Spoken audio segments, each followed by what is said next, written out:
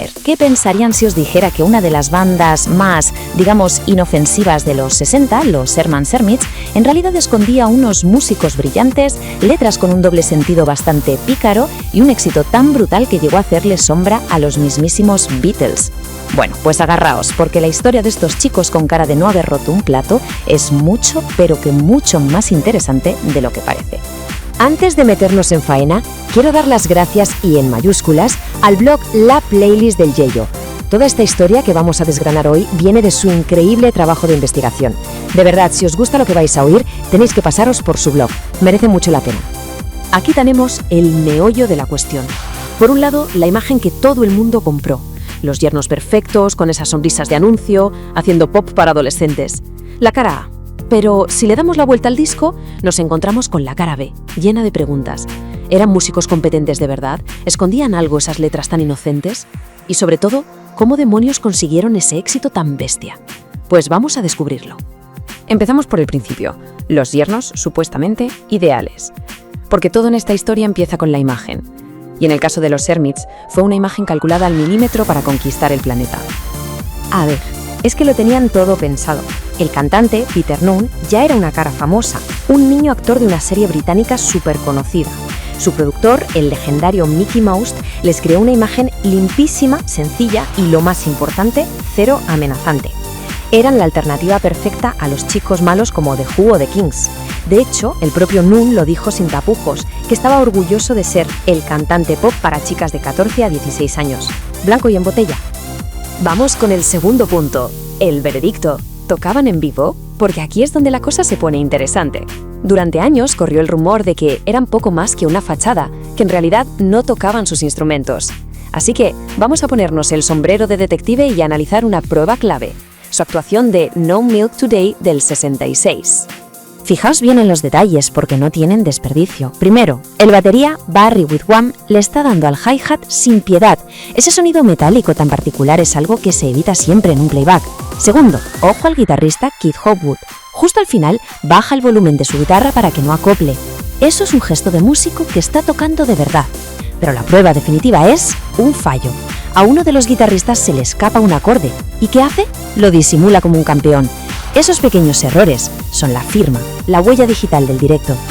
El veredicto de los expertos es unánime. Como dice el analista musical Wings of Pegasus en YouTube, es que no puedes fingir esta actuación, es demasiado natural. Así que, tema zanjado. Los Herman Hermits eran músicos más que competentes, y sí, tocaban en directo. Punto. Pero es que la cosa va a más. No es solo que tocaran bien, es que su mayor éxito, No Milk Today, esconde una complejidad musical que desmonta por completo esa imagen de banda simplona que nos vendieron. Para entender la genialidad de la canción, solo hace falta una idea muy básica de música: las tonalidades. Resumiendo mucho, una tonalidad menor suena triste, melancólica, y una tonalidad mayor suena alegre, optimista, ¿vale? Quedaos con eso. Pues aquí está la magia.